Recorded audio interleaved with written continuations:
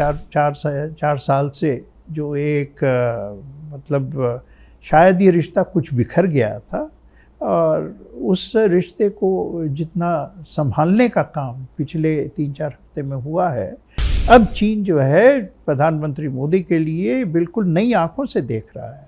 तो अमेरिका को मैसेज मिल जाएगा कि देखो भारत के साथ भिड़ने की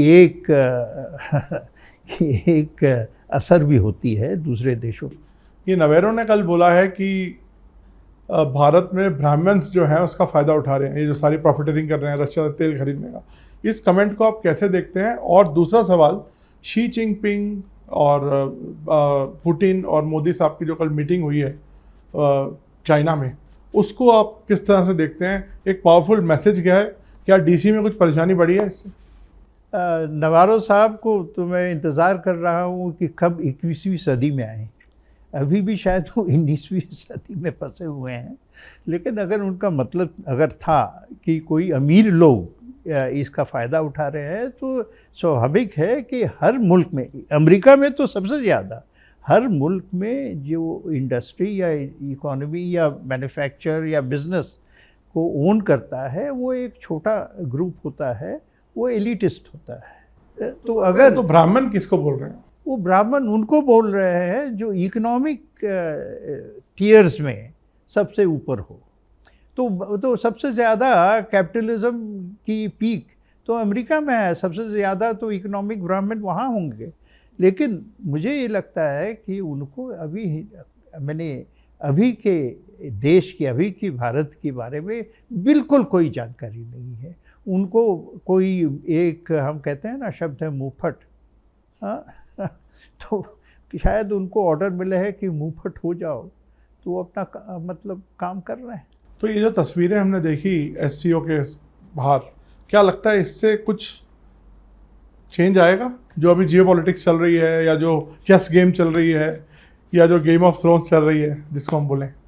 नहीं, इसको अगर आप शतरंज कह रहे हैं तो कह सकते हैं। इंटरनेशनल डिप्लोमेसी थोड़ा बहुत शतरंज तो चलता है, लेकिन आप सिर्फ इतना समझिए कि हिंदुस्तान और चीन के बीच में जो एक चार साल से जो एक मतलब शायद ये रिश्ता कुछ बिखर गया था और उस रिश्ते को जितना संभालने का काम पिछले 3-4 हफ्ते में हुआ है, उसकी भी दाद देनी चाहिए, क्योंकि हमें चीन के साथ कोई परमानेंट हॉस्टिलिटी तो नहीं करनी है ना।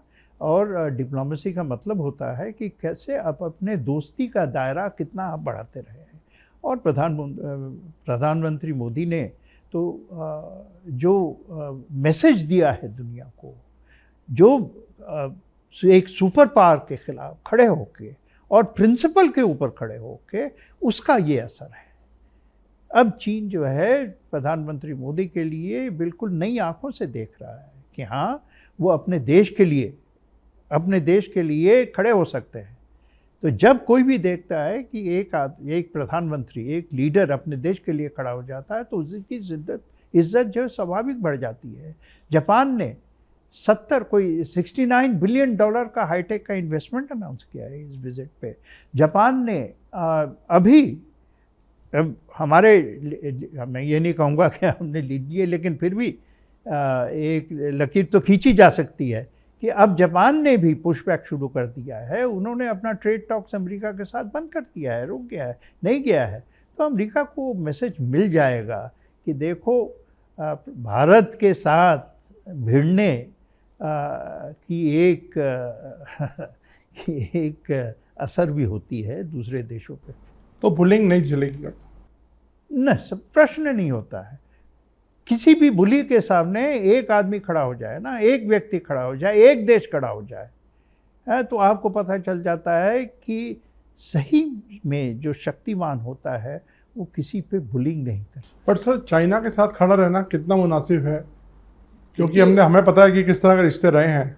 पाकिस्तान का समर्थन वो करता है, हमारे बॉर्डर पे लड़ाई हुई है। देखिए, बिल्कुल हम ऐसी बात नहीं है कि एक दिन में सारी समस्याएं ख़त्म हो जाएगी, लेकिन ये भी समझना चाहिए कि अभी खबर आई है कि चीन ने पाकिस्तान का एक $7 बिलियन का रेलवे प्रोजेक्ट था, उसको फाइनेंसिंग करने से रोक दिया है।